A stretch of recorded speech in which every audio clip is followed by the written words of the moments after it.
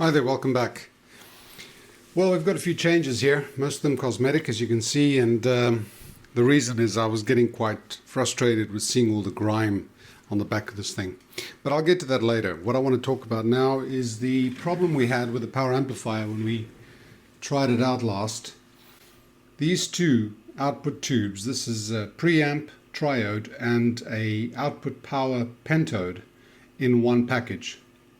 One for left channel, one for right channel, the two respective output transformers over there. One side was not giving us any sound. I didn't go into any detail then because I was so happy that I'd received FM on here. But subsequently, obviously, the first thing I did was to look into that. And the solution, the reason is very simple. One of these tubes is blown. And as many of you who commented mentioned, just swap them around, see if the fault is in the channel or in the tube, and obviously that's what I found. So just to prove it, what I've got here is I've got a two signals going in here. I found a DIN plug here, and I've got the left and right and grounds. The one I've got set to 2 kilohertz and the 500 hertz, and the other one set to 1 kilohertz, just so we can distinguish between the two signals and we don't get any confusion. When we see it on the scope, we'll know whether it's the left or the right channel. So I've got that coming in here from the signal generator, and I'm going to show you. There we go. I've just connected it and you can hear it. Now we're hearing the one channel, and I'll show you how we determine which one it is. The signal's coming from I've connected the two speaker outputs to the load control box here. I have both of them selected for speaker at the moment, and I've got the respective outputs going to respective channels on the scope, left channel and right channel. What I'm going to do is I'm going to put it on dummy load so we don't have to hear the noise. And as you can see, I'm getting one of the channels coming through and the other one is not. Now what I'm going to do is I'm just going to swap the tubes around. You could probably hot swap it, but I prefer to switch it off. Let me do that. Switch it back on. And what we have now is the blue channel. Let me just change the trigger on here. So the blue channel's on now. That's the 1 kilohertz, the other one was 500 hertz. And so the fault is not with the channel itself, it's with the tube. And you can actually see there's a problem there, because when I removed the tubes, the one that's working was hot. The one that was not working burnt my fingers. So there's obviously something wrong in there. And the one thing that concerned me when I saw this was something I've got to explain to you on the schematic, but it had to do with the bias and just how much bias this thing was getting. What we're seeing here is we're measuring the cathode voltage of these two tubes. In other words, we're measuring the voltage that's being generated across the cathode resistor, the bias resistor, as well as the bypass capacitor that's on there, and I'll show you that on the schematic. Now, what we're getting is 4.73 volts. In other words, the current flowing, the joint DC current going through those two tubes is producing a voltage across the cathode resistor of 4.7 volts. Now, watch what happens when I remove the damaged tube. And as I said, it gets pretty warm, but I will remove it. Now, take my word for it, the signal's still on the scope. I could show you, but it's still on the scope. And now this thing's come down to 2.2 volts, 2.3 volts. Now, why is that a problem, and what does it tell us? I'm going to switch this off because this is a problem. What it actually tells us is that the bias on the working tube, when I remove the damaged one, is actually going out of whack. And the reason for that is quite simple. If you look at this area where we have the two output pentodes, okay? Now obviously these two, this pentode and this triode, are in one envelope, one tube, but they're connected separately. Now this cathode on this one, if you follow the line up here, goes to this point where it has a 68 ohm resistor and 100 microfarad capacitor to ground, and it joins the cathode of the other tube as well. So these two cathodes are joined together. What it does is the joint current, DC bias current, fixed current, static current, if you want to call it that, going through the two tubes sum by going through this resistor to ground and creating a voltage at that point over there. The voltage here is a positive voltage with reference to ground. The voltage that is at the grid of that tube is actually DC ground, so 0 volts. So the voltage between the grid and the cathode is 0 minus whatever voltage we have there, call it 4 volts. So it's minus 4 volts. And minus 4 volts creates a particular value of standing current in this tube. If I make it less negative, in other words, if I approach 0, the current in this tube will increase. So if I've got minus 4 volts, which is being produced by two tubes, and I remove the one, the current flowing through this resistor halves. And therefore the bias current between its cathode and its grid halves, which means you're basically opening the tap a lot more. And when you open that tap a lot more, you're letting much more current flow through, and you're creating more heat and possibly damage to the tube itself and the output transformer.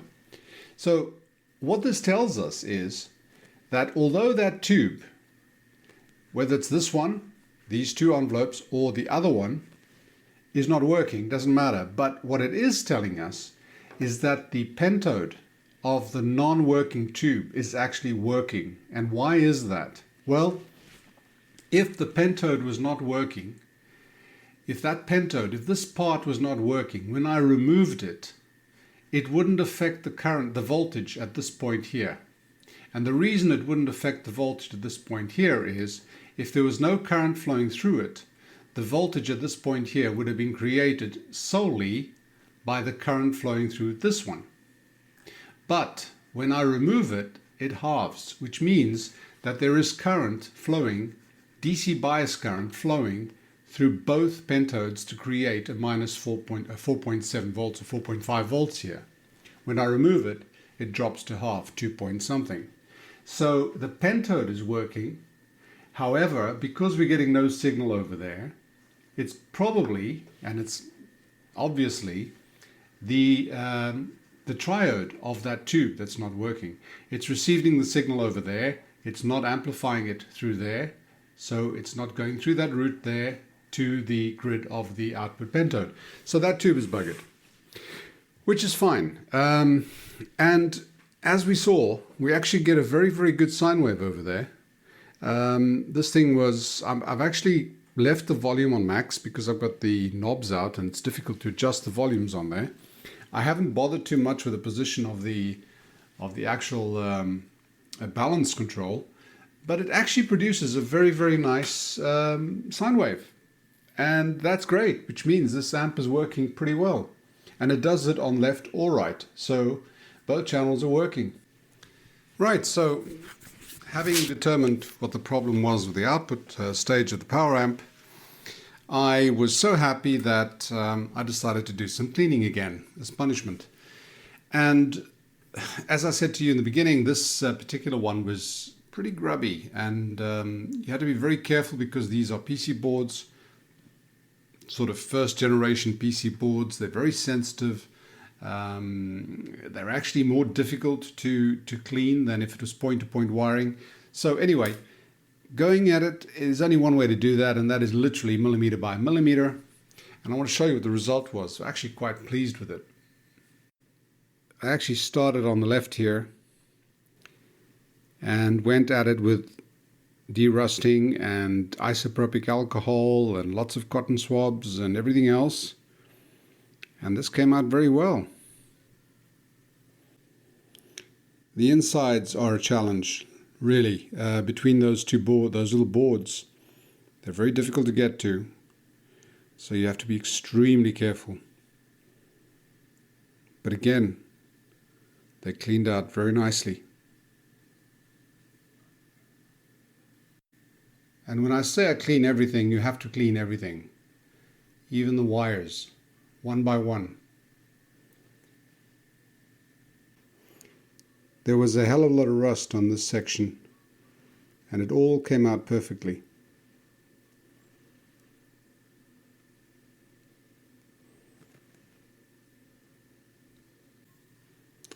The one exception is actually the rotating the ferrite antenna, and I'll explain why in a second.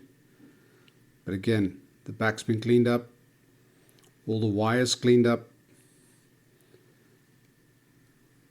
the pulley system cleaned up.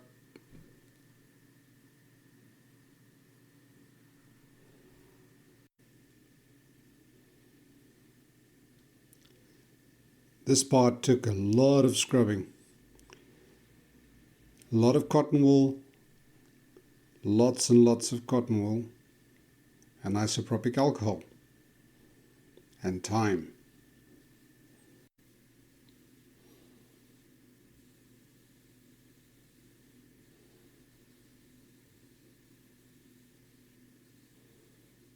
Okay, so I said I hadn't done the ferrite antenna, and the reason is very simple. I see no alternative but to remove the tuning cap for the AM, the variable condenser. I have to remove it. It's completely jammed. I've tried everything and I just cannot get it to budge. As you can see, whatever I do in the front here, it just doesn't budge. Now I have to take it out, and to take it out I need to remove this top section from here. There's 2 screws on there. There's actually a couple of solder wires, grounds and so on there. So I need to remove this completely, and what I need to be careful with is to keep these safely tucked away, probably taped down so they stay taut.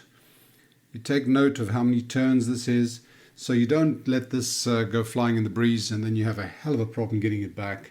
Anyway, so this is coming off, and then the way to remove that cap is there are 2 screws on the left hand side here, 1 and 2, and there's one underneath which you can get to through on the side of this PC board, and it's screwing to the a little plate that comes out of this bracket over here. And I think those are the only 2 hard wire or hard connections. I'm not sure. I'll only know when I remove these screws if this thing moves. So that's what I need to do. And then afterwards, there's obviously all the wiring underneath that I need to desolder. Now, usually, this thing will be 3 or 4 wires. This is literally 2 variable capacitors. You'd have one on the stator, one on the rotor. So sometimes the one is in common, the ground is common. So that means that this will be 2 or 3 wires that are soldered on the underside. I should be able to see it when I lift it up. Again, I'll only know when I do that, and what I'll do then is I'll probably report back at that point and show you if we can sort this out. I'm not too worried about it. I'm actually more worried about removing it than fixing it, because there's really no mystery as to how these things work. The secret is get it to rotate and make sure the fins don't touch each other and don't short the capacitor.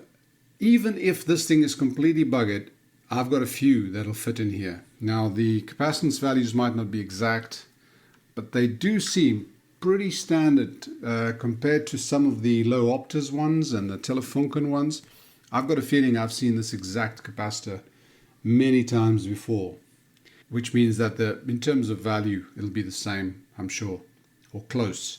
Anyway, one thing at a time. I'm going to close the video off for now, keep it nice and short for a change, and then I'm going to remove this, and I'll get back to you with my findings, hopefully with the solution as well. Well, thanks for watching. Bye for now.